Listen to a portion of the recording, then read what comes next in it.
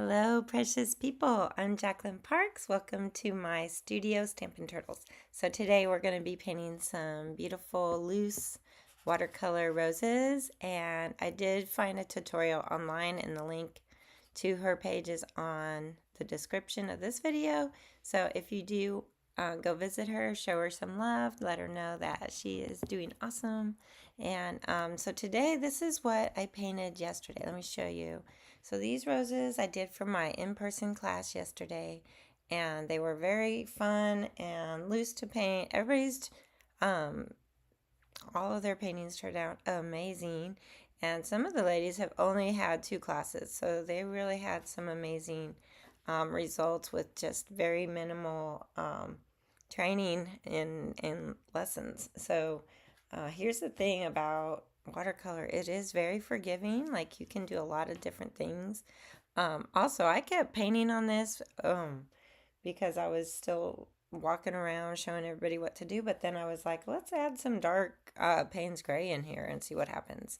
And that's what's so fun about watercolors. You can experiment and not be too concerned about how it's going to turn out. This is a fun medium to play with. It's fun to experiment with and do even like some abstract landscapes. In fact, we were talking about some of that too. So I may have to do a class where we all build a bunch of, we make a big landscape, which would be fun. That would be fun, wouldn't it? But so here's the one that I did, and I have been very bad about this morning. I woke up very, very late, so I ended up getting my coffee just now and getting all my stuff ready. And it's kind of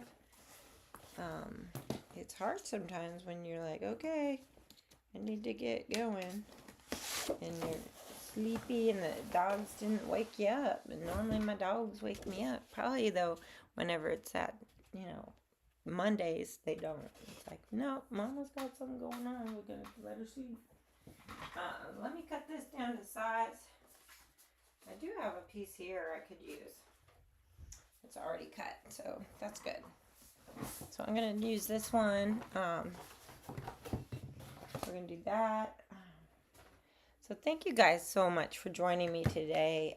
If you haven't yet, could you please like the video, maybe leave a comment or some hearts in the, little hearts going up. And I don't know if you haven't subscribed yet. I know sometimes I watch a couple videos before I subscribe to a channel just to make sure I like, all their content before I actually commit to liking their channel.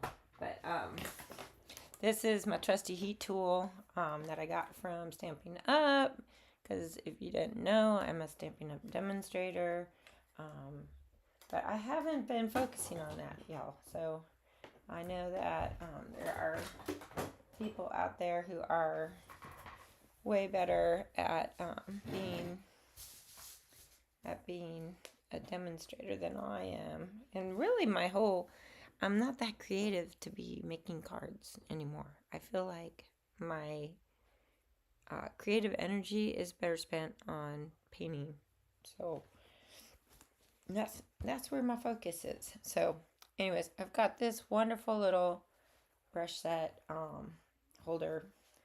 And what are we going to start with? So we're going to start with, let me show you. So put this to the side for a second. These are my tools right here. Now, I think my pencil might be out of lead, which is sad because I don't know if I have another thing of lead. And it's the 0.05, so I'm not really sure what I got for that. Let me see. I don't see one in here. So I may have to use just a regular pencil, which I do have. Ta-da. Bye, sweetie. Hey, do you have any pencil lead that's 0.5? Let me look. Thanks. My baby probably has some because she's very good at that stuff. Let's see. So here's the thing I told everybody in class yesterday was that you need a good reference photo. So my whole thing is you need a reference photo for me personally. If I try and do this without a reference photo, I will be so mad. But this is an image from the watercolor video that I watched. So this was blue.lisart. Okay, so go follow her. But this was just a beautiful kind of composition. I liked it. Do you have some? You're the bomb.com. Thank you, babies. You're welcome. Wow, good job. Say hi to the folks. Hi, folks. Here. Oh, I'm Everybody- waving behind your head. Yeah, I'm still it's doing okay. it. There we go. We'll have to have her come paint again if you guys want to have us paint together again. Because that was so much fun, wasn't it? It was. I'm gonna head to school now. All right, have a good day. Mwah. Oops, a little bit just totally black. He can come in. He can come in. Okay. He's got a little bed. Bye, Mommy. Bye, sweetie. So now we got some lead. Maybe I will refill it. How do you open this thing? Oh, there we go. It is good to have. I like a mechanical pencil. Do you know why? You don't have to sharpen it. It's got a point, like non-stop point. How do you get stuff in here? There we go. Let me see if we can get this going. And there we go. I think. Yeah, that's good. All right, and you know me with drawing that I like to, let's see if I change this over here and get a little brighter right now. So, you know that I like to do very, very light pencil work, so you may not even be able to see this, okay? I'm sorry if that's the case. But if I go too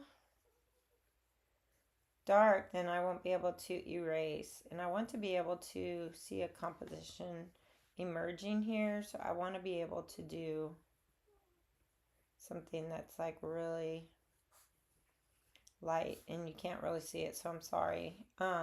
But that's just how it is when you're doing tutorials. You gotta show them exactly what they need to be doing. So now I'm just kind of putting in the little stems and leaves. And let's see. We can do some other stuff right here and do just a little different maybe on this one.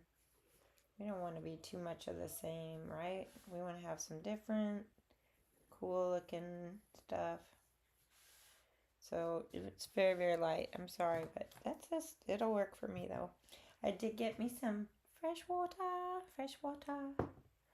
So, and that's good. And we're going to use this palette today because I just like the stone palette.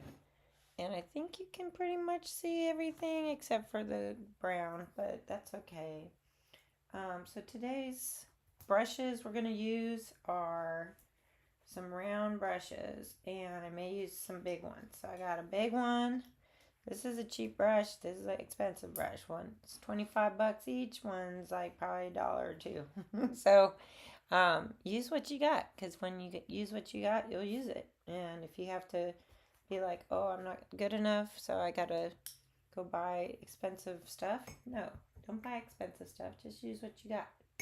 So this first one, we're just going to take the brush and make some very light,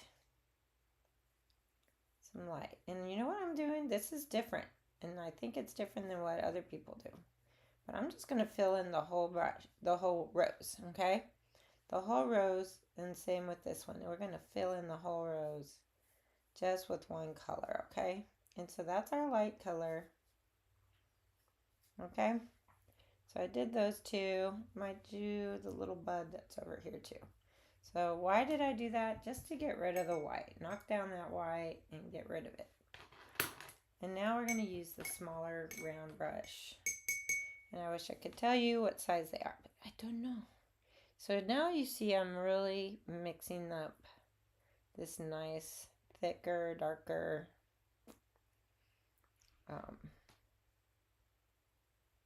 darker red. And now I'm going to very gently put some of these in. I like how it just bleeds out. So this may not be technically what I taught yesterday, but it's going to be fun. And we're experimenting. And I always like to use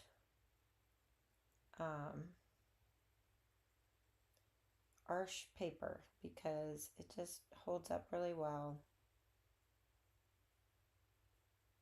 So I'm just playing. This is a very huge experiment right now. Very huge experiment. So I'm not even sure if it'll turn out. We'll see. We'll see. So, and if I don't like how, I like a looser edge. So I'm going to do that. Okay, so now it's kind of bleeding. It looks like it's all fuzzy. And this is the stage where a lot of watercolor artists get in trouble.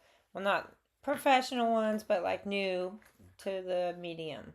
They're like gonna try and paint on all of that to make the definition. Whereas if you try to do that, it's not gonna work. You're gonna end up with like, let me see what happens if I try. See, if I try and make a line, what happens to that line? Let me show you if I zoom in. Watch this, y'all. Did that do anything? No, it did nothing. Did it do something up here? It makes it a little bit darker, but it spreads out. And so you're not going to get your definitions by using paint on this surface because it's too damp. And so if you notice me plugging this baby in, that's what we're going to do. So we're going to heat this up until it dries.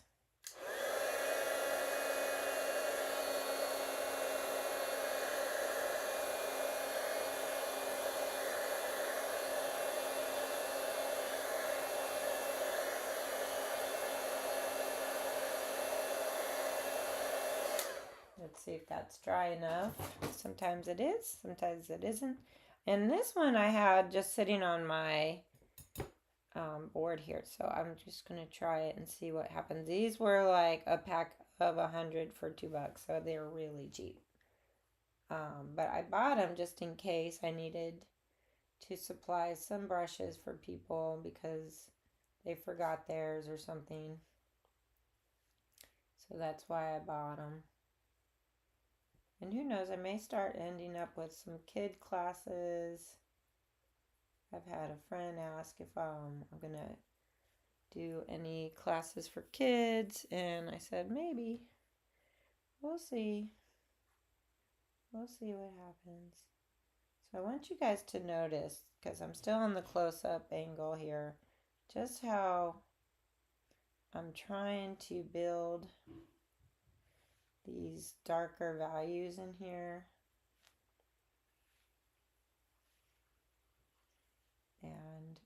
And that's what's so great about this is I'm just kind of experimenting a little bit. And those little C's that you've seen in other videos they tell you to do, they're really cool. And now I'm going to have to switch probably to a different brush because I want it to spread out. Now look at this, just clean water. And I'm going to touch and see how that just blends it out.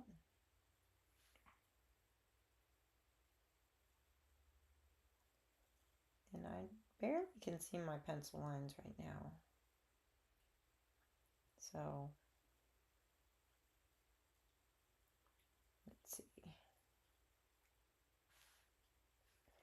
Add some pink.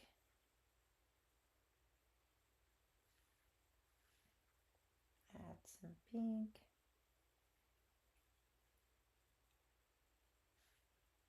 See the detail I would not have gotten if that was all wet.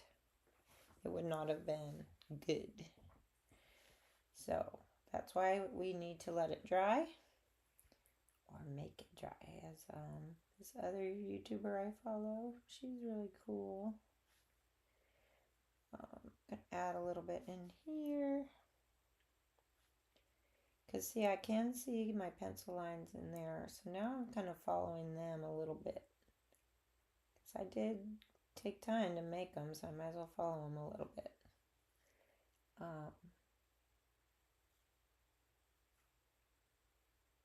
It is still wet enough that it's getting that nice kind of fuzzy edge around it. I like that.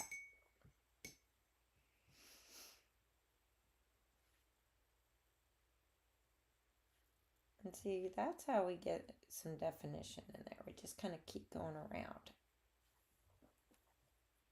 So those look really pretty. I like how those look. I think they're nice. And this one little one up here,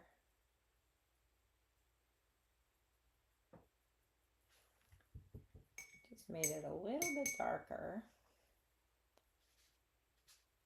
So now, what are we going to paint? We're going to paint some of that green. And I don't have any of my sap green out. I don't know if I have some. Let me see. What can go? Put this off to the side for a second while I'll look for my sap green. Hey, it's right on top. That's good. That is a good thing. So some people like to mix their own green. I am going to put some of this right over here.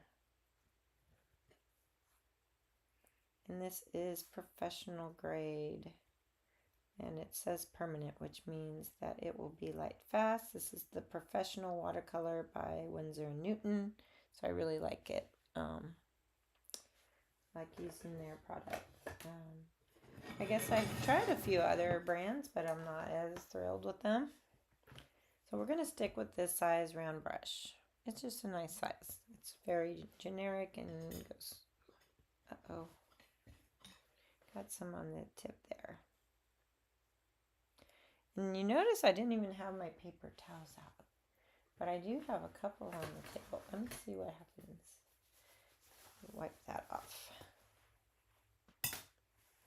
Alright. So we're going to wet this green. But you know what? We're not too happy with the fact that this is straight out of the tube. I don't like straight out of the tube. If you notice there was some yellow right there, that's also very nice to use in your green to lighten it.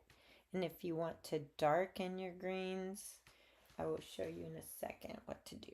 But always use water to also lighten things. So we're going to just do the little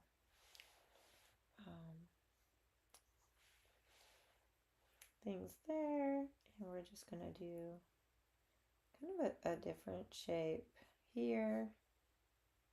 Trying to go around that petal that's right there. If you can see that. And yeah, roses have like these little spikies on them. So you can do that.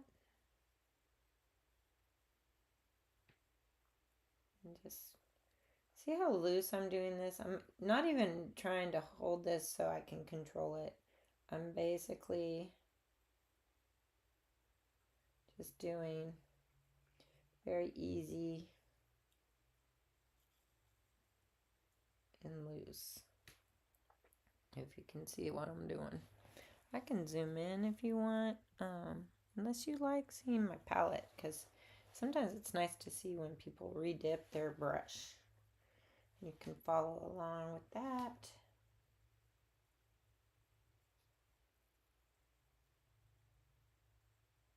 And sometimes I don't always follow exactly where my pencil lines are. That's okay if I don't. So now you've seen like that's all pretty much the same color. I may end up doing one down here.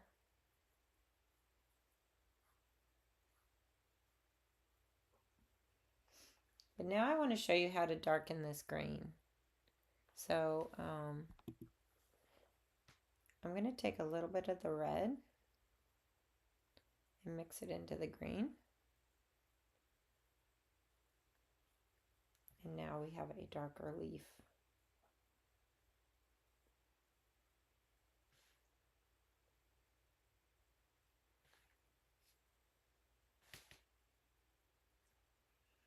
So notice how just adding a little bit of red in there added a depth to it.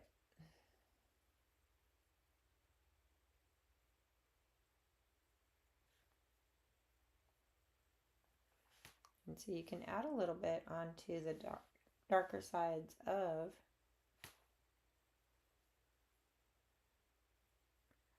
this. And so right now that's looking pretty good. I am liking how it's looking. And what I may end up doing even to darken it a little bit more is add even more red and mix it up.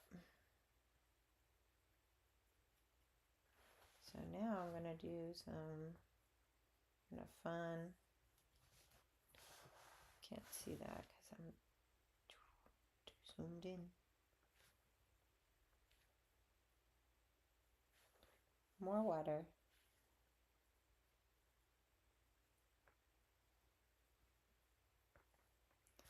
Let's do a little bit here. And up here.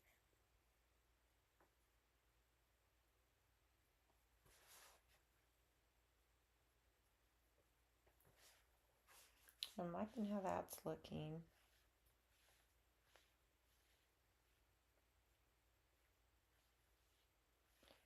I like how I'm defining that edge a little bit. And like on my palette right here, I have some Payne's Gray. You can add Payne's Gray to probably anything and it'll darken it nice. And that's the thing about this. So I may be inspired by someone's video, but it's definitely going to be my own unique take on theirs. So, and you all know I follow quite a few different YouTubers just to get some ideas. And so that's starting to look really good. Let me zoom out just so you can see the whole thing. So that is looking pretty good. Another thing that I've had fun doing usually is mixing in splatters. I like to splatter. But that is super pretty, I think. It's kind of hard to see that, but we can transition. See a few splatters. Yep, gonna look really good. And let's see. Okay, so now I'm going back and looking at my reference photo and this. And I'm going like, well, what do I want to do with this? Do I want to make these a little darker? That might be too dark though. Let's see what we do. So those are really dark. Now I'm going to rinse and add that's a little bit of that red and just into that. And this is where you kind of learn what you can do. Whoops, do you see that big old blob right there? I can make that into a bud. You can try and erase it. Sometimes red is very staining. So let's make that a little bud since I already messed it up. Right? And that's why Bob Ross always says, happy mistakes, right?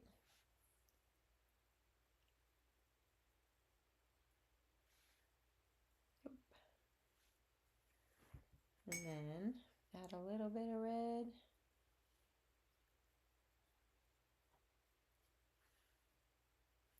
And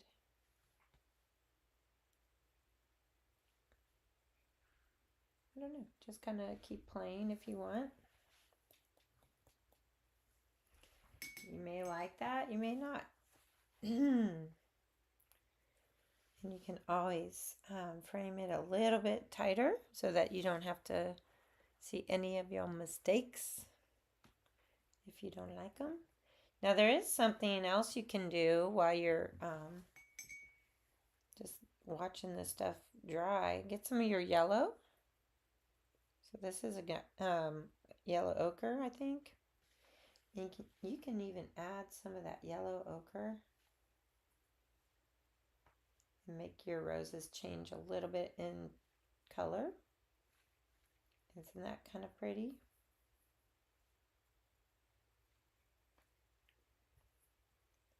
And see, I'm kind of going off from what I was doing in my... That's so pretty, y'all. That's so pretty. Make it a little bit on there. Now look at that. I just added a little bit of yellow in there, and it's just kind of pretty. So that's different than the one that I did yesterday. It's very different. But like the same kind of outline. Just made a couple different changes to it. And you can do that because you're the artist. You can do what you want with it. Let's see. I like that, adding that Payne's Gray in there. It's just so pretty. Let me see if I can zoom in so you can see what's happening when I touch the paper.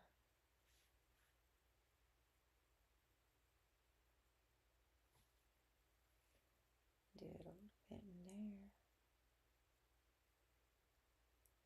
I just like that. I don't know why, it's just kind of pretty.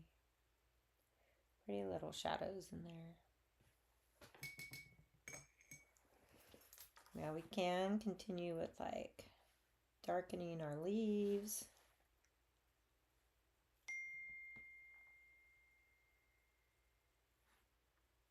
Darkening.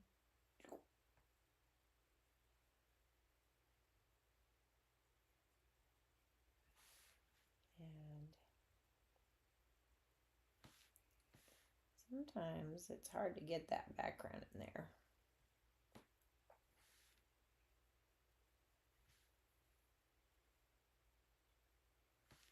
But you can have fun playing with it and just doing different things. But I like that. I think it's very pretty right now. And I think it looks kind of, I don't know if it looks done. What do y'all think? You think it looks done?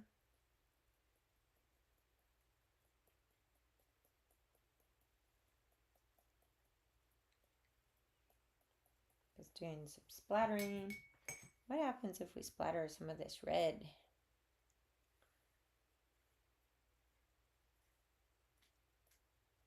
Just kind of fun. I had one of my students ask about liquid watercolors, and I was kind of like, I have not played with liquid watercolors, but I imagine they're as fun as doing this, splattering. Now I'm just doing the clean water, so clean water is helping this kind of go in different directions, soften it. You see how that's looking really pretty and soft. I like that. And this is something, and I do love AI art generated reference photos sometimes because they give me some great ideas. But they're not going to be like an artist who's creating something. They can mimic it, but they're never going to be like the original artist who does stuff. And so that's why I really enjoy doing the splatters, doing the fun squiggles. And here's the thing, if you guys don't have one of these, this is next step if you haven't done it yet. They're called script liners or a rigger, and this one is 3/0. And I bought this at Hobby Lobby for like $3. So if you want to do some fun little squiggles, watch what I do with this. So I'm going to add my green. See this green that I mixed? Now I can go, and I enjoy doing some squigglies here and there. And it's just kind of fun. Just kind of fun. And if you haven't tried playing with a rigger, it's really fun. Didn't my light just go off? I need to charge it. But yeah. And I just think it's fun to play with it. You can even do some of the Payne's Gray squiggles.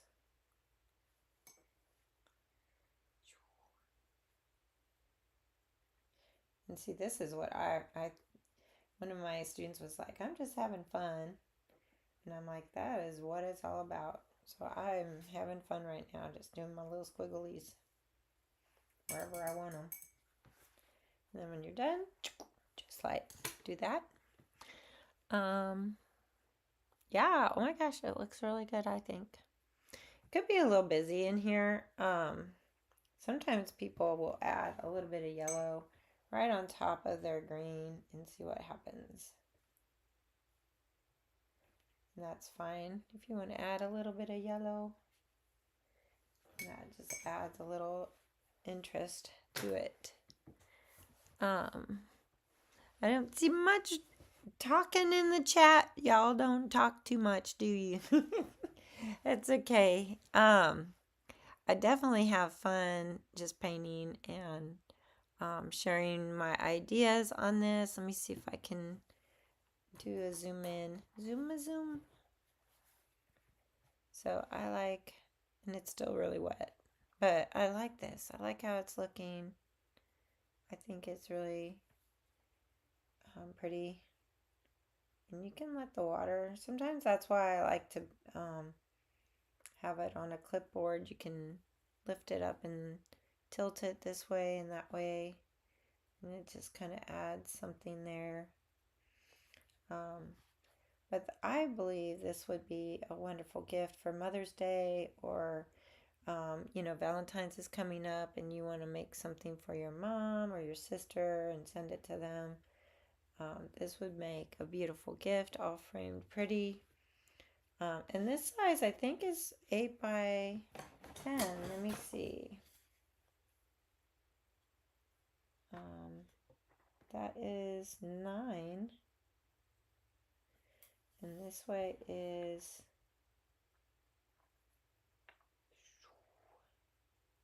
almost 7. So 6 3/4.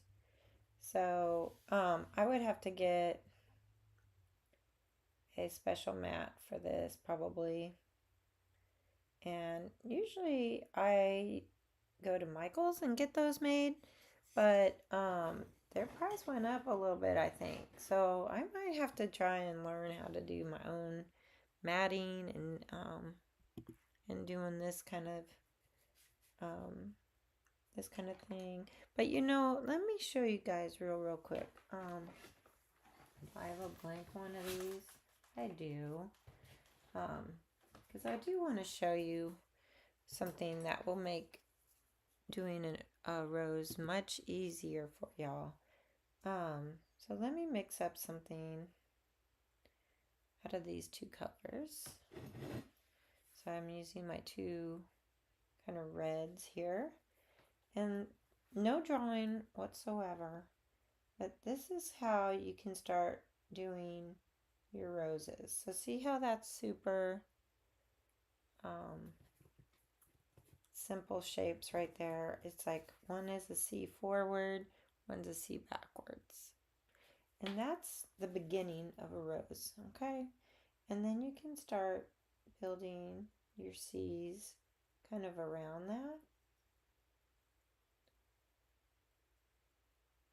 And this is the very simplest way to explain. But as you go outwards, press down with your brush and lift up, and then lift up. So you're starting with a little tip, pressing down more and more and more as you go out, and then lift up. And you start here, press down, and lift up. And see, leaving those little white areas can be kind of nice. So these are just my big C's getting bigger and bigger, right? You can add a couple in there. And no one says you can't go back and overlap a little bit if you want. And then I've always added just a little bit of the water and make it kind of go out a little bit. And if you want, you can always go back in and add some colors in there to make them a little darker. Going back in. And you can even overlap your little C's again.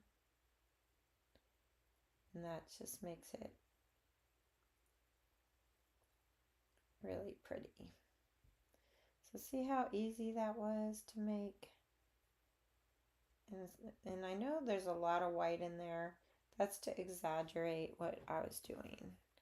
And as you practice doing something as simple as that, you can learn what you can do to experiment and make it a little bit more realistic. So as you continue in your watercolor journey, which I do call it a journey, because I'm still on the journey myself. And I think the more we experiment with this, the more we learn about this medium, which is super awesome. And I'm just kind of going all the way to the edges there. And another thing, you can always, like I said, mix some of that yellow in there. That can make some pretty colors. Mixing on the paper, which, some people are like, oh, it's blending and it's mixing on the paper. Yeah, it's mixing right there on the paper. It's kind of fun. And you can even go and put some of that yellow right in the center and just touch it here and there. Rinse, dry, and if you didn't like how dark that got, you can lift it. I always like to lift in order to create my highlights. And that's always, an easy way to do it. You can lift. So yeah, that's one way to do your watercolor rose. And just like we did this one, it's a little different, but I started by coloring the whole thing in that pale pink and then adding the darker in the center and moving it out, and then going back with the dark Payne's gray in the center and letting it kind of bleed out with the wet colors that I have on there. So yeah, these are my two that I did today just to have some fun. I think you guys can do this as well. I like to leave you guys with some scripture at the end of my videos. Let me see. And my light bulb burned out, so now I'm like half dark face. It's okay though. It's okay. And I didn't really have a chance to look up anything yet. Let me see. It's Monday, y'all. It's a Monday, and I had a busy weekend. I went to a Mardi Gras ball. I went to a Super Bowl party with my small group from church, and it was just super fun and exhausting. I've been up late every night, so that's probably why I slept in today. It was like just very tired, very tired. So it is definitely a Monday. And but the cool thing is, like, for the church I go to, which is Three Circle Church, they had a sermon about Jesus. It's a whole series about Jesus asking questions, which, if you ever think about it, why would he ask a question because he already knows the answer. It doesn't make sense to ask a question. But if you're a parent, you know exactly why we ask questions because you already know the answer, but you want to see if your child's going to be honest. And so a lot of times we ask our kids, who made this mess? And you're waiting to hear them say, it was me, or they'll blame someone else, the dog, whoever. But you're trying to get to the heart of your child. You're trying to understand why they're doing the mess in the first place, but also if they know if it's wrong or not. And here's the thing: a lot of Christians are walking around sinning, but they feel bad about it. And so that's a good sign that you feel bad, because if you're sinning and you didn't feel bad, you may not really be a Christian, because Christians will feel bad about sinning because they know what the cost of sin is, and that's Jesus on the cross. And for me, watching the Passion of the Christ was one of the things that just broke my heart about sin. And it's like, how can you keep on sinning? How can you keep doing the wrong things when you know that's what's causing Jesus to suffer on the cross? And yes, he already suffered on the cross, but for me, it's just a renewal of why I don't want to sin, because that's the penalty of sin. And so for me, I just want to be better. And again, just like with watercolor, it's a journey. The Christian walk is a journey. Once you give your heart to the Lord and you want to follow him, it's a journey. He's going to keep walking beside you and guiding you towards that end result, which is unity and perfection in heaven. And until that day comes, we are progressing. We are going forward. Sometimes a couple of steps back, a couple of steps forward. So that's definitely something that I've been exploring with this series that my church is doing about the questions. So it's like, what questions would Jesus ask me? And that's a tough one to to think about. Okay, what's he going to ask me? So, but the one thing I was definitely focused on in my Bible last week was the fig tree and Jesus cursing the fig tree. And that was very like, whoa, that's so dramatic to curse a fig tree. But he was doing it as an example to show what his disciples will be able to do if they are followers of him. Like, that's the thing, is your faith is the most important thing. And it's weird because our pastor said that, the faith comes from God. God does that. And I think to myself, why didn't he just make everybody faithful? And he can. But there's a plan here. There's a test here. You have to seek him and be willing to be open to that invitation. And I don't know about you, but I have probably a few friends that over the years where I've invited them to things over and over and over again. They always say, "Oh, I'm busy, I can't. Maybe next time." And I keep inviting them, keep inviting them. Well, here's the thing. After a while, you're like, years of inviting someone, you're almost like, well, they're going to say no. Why should I invite them? But the Lord knows when you're going to say yes. And he's going to keep inviting you. He will never stop. He is faithful to keep pursuing you. Just like the lost sheep from the 99. It's like a pursuing of that one. And he doesn't want to let go until he has your heart. And so if you're walking and you're a Christian, but maybe only in name, because here in the South, it's very easy to just say, yeah, I believe in Jesus. Heck, my whole life I said, I believe in Jesus. Did I walk the walk? No, I was not walking the walk. So that's why I'm like, okay, we're going to start following Jesus now. And that, because my heart broke for what happened on the cross and for what sin does.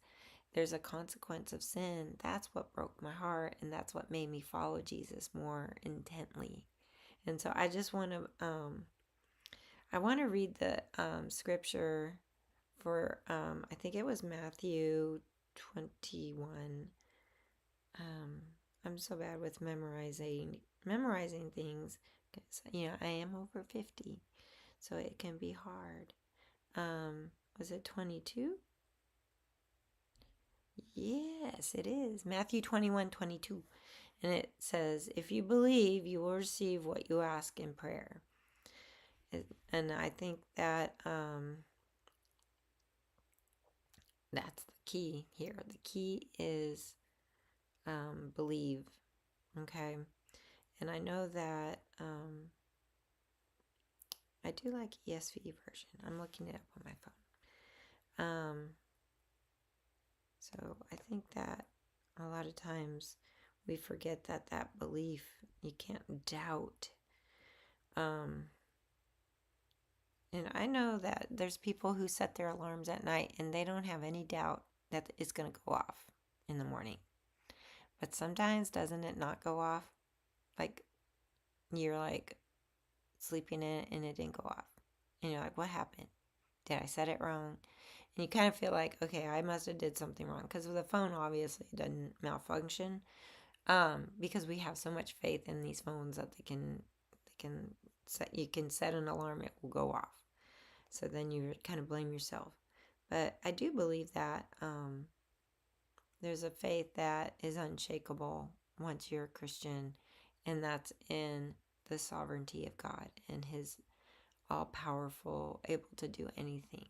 And I do believe in that. And there's times when I am in prayer for something and I feel like this power inside me. It's a power that I cannot even explain. And I know that's the Holy Spirit. And that Holy Spirit transforms my prayers. And it feels like an energy that just is ready to burst from me. And it's so cool. I love that. And sometimes when I'm painting, I feel that same energy as I'm painting, and it's going through my hand. And it's like not my control, but some higher power that I can't see, but I just feel it. And so that to me is when the prayers are the most powerful, or the painting I'm doing is the most powerful and impactful. And so I just feel like that's something when you're connecting to the God, the creator of the universe, that you will have that power available. Of course, it's not a forced thing. You don't just like read your scripture and say, okay, I've got the Holy Spirit. You got to have a relationship with the Lord. And that's why I paint in my Bible. You can see some of my other videos. There's lots of videos I've already done. I should probably do some more. Every once in a while I do it in a live video so you can see me paint in my Bible, which is always fun. And I love the pages and how they react to the watercolor. It's really, really cool. So that's something you can always look at on my channel. But here's the whole verse that I really focused on when I was reading it, and that really shocked me at the end, because I was like,